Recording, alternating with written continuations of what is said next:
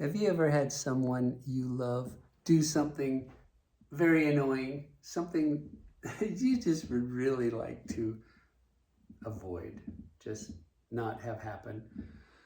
Well, back in 2008, when I was a student at the Pennsylvania Academy of Fine Art in Philadelphia, and my daughter, who you see here, was an 8-year-old, in the mornings, she just really was not pleasant to wake up. I mean, she would moan. It was just not an experience she would ever want to have, let alone have it daily and get to where that's exactly what you expected to happen in the mornings.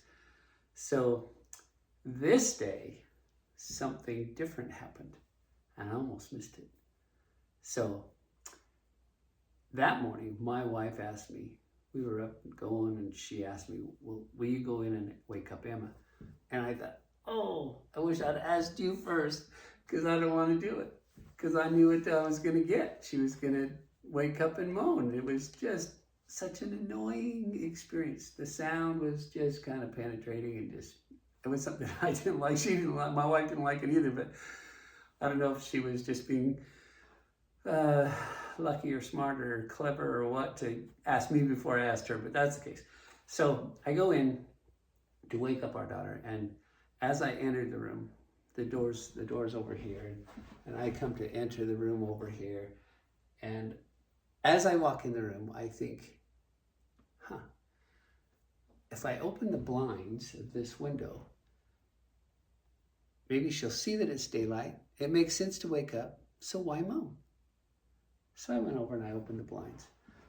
And I just didn't expect that was going to do any good. But I did it because I didn't like what I knew I was going to get. So then I come over to this side of her bed. She's laying down, and I nudge her on her shoulder. And she sits up. And she doesn't moan. She just doesn't say anything. And I am kind of in shock. And I just backed out of the room.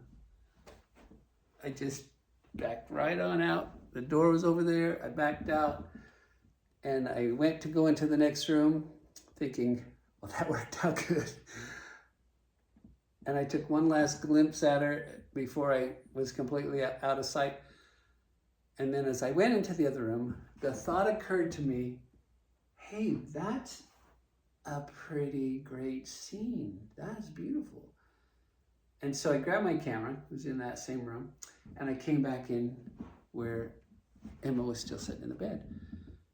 And I says, Emma, I just want to take your picture. And so she stayed there, and I took several pictures of her.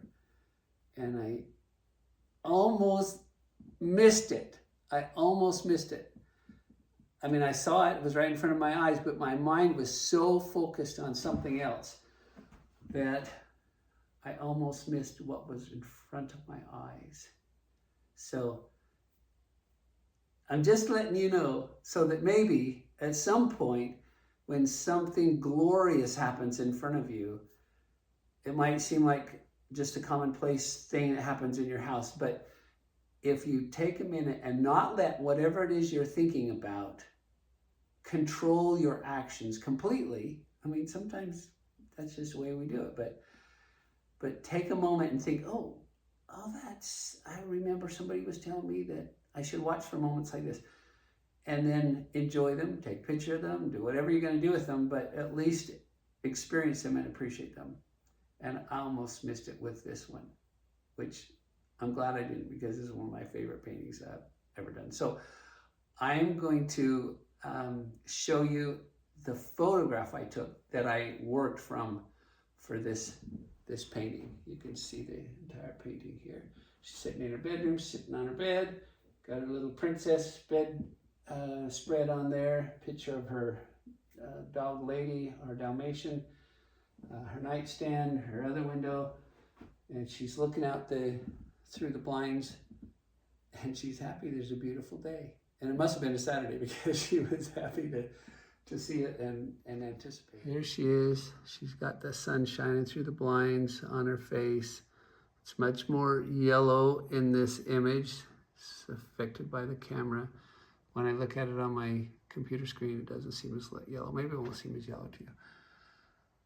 So, all right, so here in the scene, we've got her nightstand, and there's this like CD, maybe an audio bookcase there, and some little bottle with a princess top on it that's there. That these items did not make it into the painting, nor did this little round thing on her nightstand.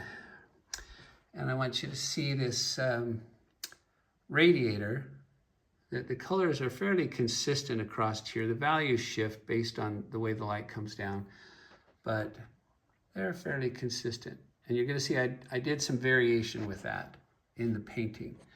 I wanna point out this little blanket right here.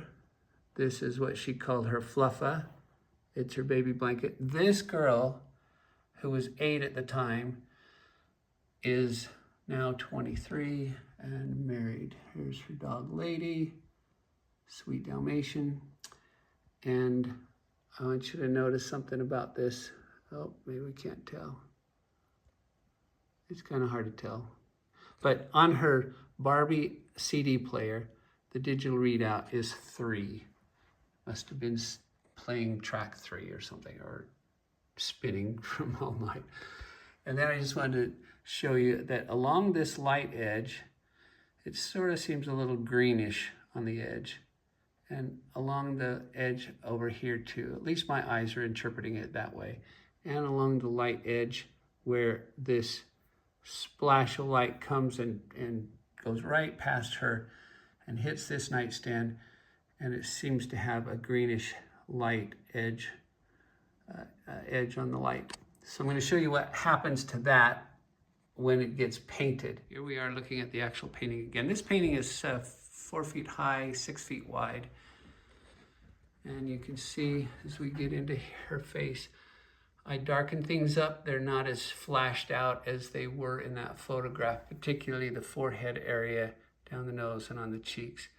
So I've given them a little bit of more value, more skin tone as we came in and crowded out some of that bright light that the camera picked up. But look how intense I'm able to get the colors in this shadow. Lovely purples and this nice russet tone right there. Some really loose, bold marks on the highlights of the hair. Kind of fun. Look at those lips.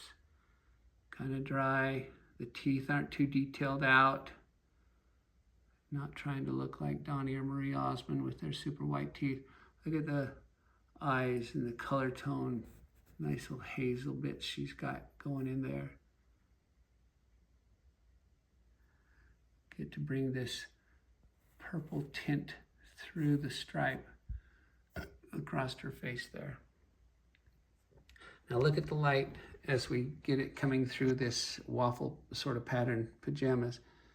It's like the light's hitting on this side of the fold, and then it penetrates through, and you can see that it kind of emanates out a little bit on the shadow side of that fold.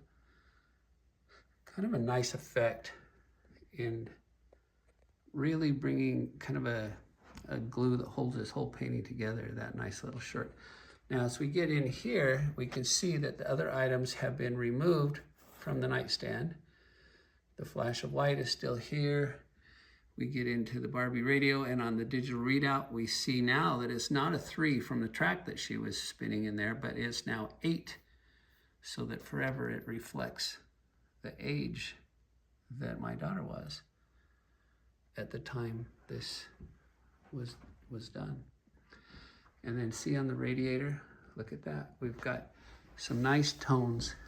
Look at these purples that are showing up over here. It's blue, sort of. This is more that's a little browner than the others. And look how green this is. They're not really a lot different from one another in the actual painting, but enough that it makes it interesting. And then the same thing's happening up here. We've got some variety. But look at how I put the edge in here. Along the right side is this green tone, goes up in here. And then along the horizontal strokes of light and shadow, I've trimmed those in this more orange tone. you can see on this highlight on the nightstand, it's kind of got green along here and here, and then some orange, more orange along this other side. Nice little reflected light coming up underneath there. So some fun things happening with color, brush strokes, shadow, light, good tone, good texture. Look at that nice little nose made up of some pretty simple sort of strokes, but it gives it form, it holds its shape, has its identity, but not overly worked. And then it was kind of fun, this princess bedspread that she had, some Disney, I don't know which one it was, but you can see the light coming in the room was the same everywhere, but the source was the same, but the way it hit items changed things. So this bedspread, this color of fabric was the same all the way across here, but look how different it is. I felt a little bit, it was kind of fun, I felt a little bit like John Singer Sargent painting this loosely with these brush strokes, giving it sort of a fanned, wispy sort of movement of the brush. And look how much it changed and came over here and finally got some back reflected light and pulled in this yellowish tone. And then look at the knee, how it's nice and shadowed in here, but picking up some reflected light over on this side and up on the top. Look at that nice hand just tucked in there so sweetly. So I just wanted to make sure that I got a message out to help people not miss wonderful moments like this that can really be inspiring and let you create some paintings that may be exceptional that you might not have ever gotten to because you had your mind somewhere else at the moment and missed it. So I wish you all the luck in the world with your work. Subscribe, share, all that clicking stuff. It'd be helpful for me and it'd be helpful for you. Help your friends be able to see this video as well as subscribe for yourself. Thank you very much. Take care.